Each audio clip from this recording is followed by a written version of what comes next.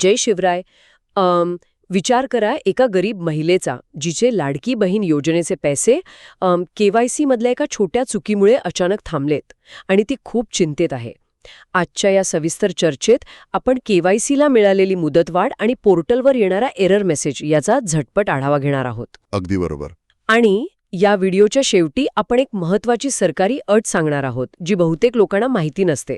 आणि अशीच उपयुक्त माहिती हवी असेल तर आपला महायोजना चॅनल लगेच सबस्क्राईब करा. नक्कीच. आणि हा व्हिडिओ शेवटपर्यंत बघा, कारण मध्येच आपण एक महत्त्वाचा विषय आणि त्याची अत्यंत महत्त्वाची माहिती देणार आहोत, जी तुम्हाला खूप उपयोगी पडेल. चला तर मग व्हिडिओ सुरू करूया. आजचा विषय खूप भारी आणि छान आहे. सर, महिलांना पोर्टलवर या दुरुस्तीच्या यादीमध्ये नाव नाहीये असा मेसेज काय येत आहे? माझ्या अनुभवानुसार सांगायचं तर एक क्विक फॅक्ट लक्षात घ्या.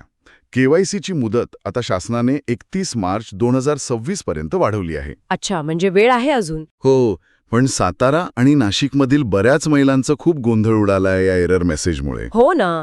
तुम्ही याबाबत कधी विचार केला आहे का? तुमचा जिल्हा कमेंटमध्ये लिहा. आणि एक गंमत सांगू का? बोला ना.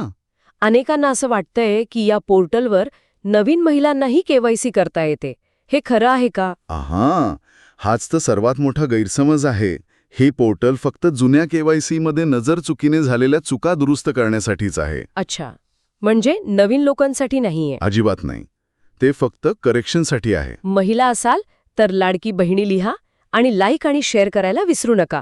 जबर माहिती. मग ज्यांची KYC पूर्वी राहिलीच आहे त्यांनी काय करायचं? सविस्तर बघूया. पहिली गोष्ट, पोर्टलवर जाऊन योजनेच्या अटी व पात्रता तपासा. बरोबर. दुसरी स्टेप म्हणजे, जर तुम्ही पात्र असाल तर तुमच्या तालुक्याच्या पंचायत समितीमधील महिला व बाल विकास कल्याण विभागात जा.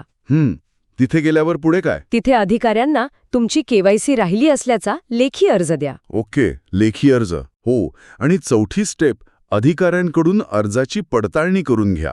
म्हणजे थेट पंचायत समिती गाठायची. पण यात काही चुका होतात का लोकांकडून? हो, 3 कॉमन चुका आहेत.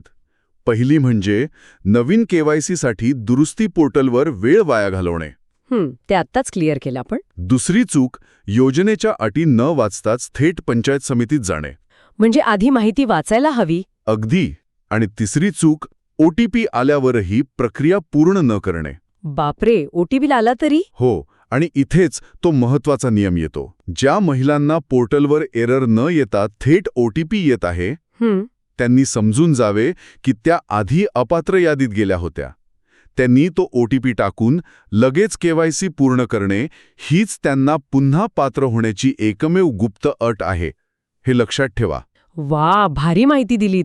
आपण पाहिले की KYCला मुदतवाढ मिळालीये आणि पोर्टलवरील एरर कशामुळे येतोय. हो, एक किस्सा पाहूया विदर्भातल्या एका ताईंचा. थोड्याशा चुकीमुळे त्या खूप खचून गेल्या होत्या. अरे रे. पण त्यांनी योग्य प्रक्रिया फॉलो केली, पंचायत समितीत गेल्या आणि त्यांचा हक्काचा लाभ त्यांना नक्की मिळाला. त्यामुळे खचून जाऊ नका. खूपच प्रेरणादायी. तुम्हाला महाराष्ट्र व भारत सरकारच्या योजनांविषयी सोप्या भाषेत मार्गदर्शन हवंय? मग आपला महायोजना YouTube चॅनल तुमच्यासाठी आहे. अशीच उपयुक्त माहिती मिळवण्यासाठी लगेच सबस्क्राईब करायला विसरू नका. नक्कीच. पुढील व्हिडिओसाठी विषय नक्की सुचवा आणि आपल्या WhatsApp व टेलिग्राम ग्रुपमध्ये सामील व्हा. हा व्हिडिओ आपल्या गावातल्या WhatsApp ग्रुपमध्ये जरूर फॉरवर्ड करा, जेणेकरून माहिती सर्वांपर्यंत पोहोचेल.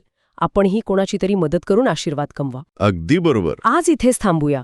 लवकरच भेटू पुढील भागात. धन्यवाद. जय शिवराय. जय महाराष्ट्र.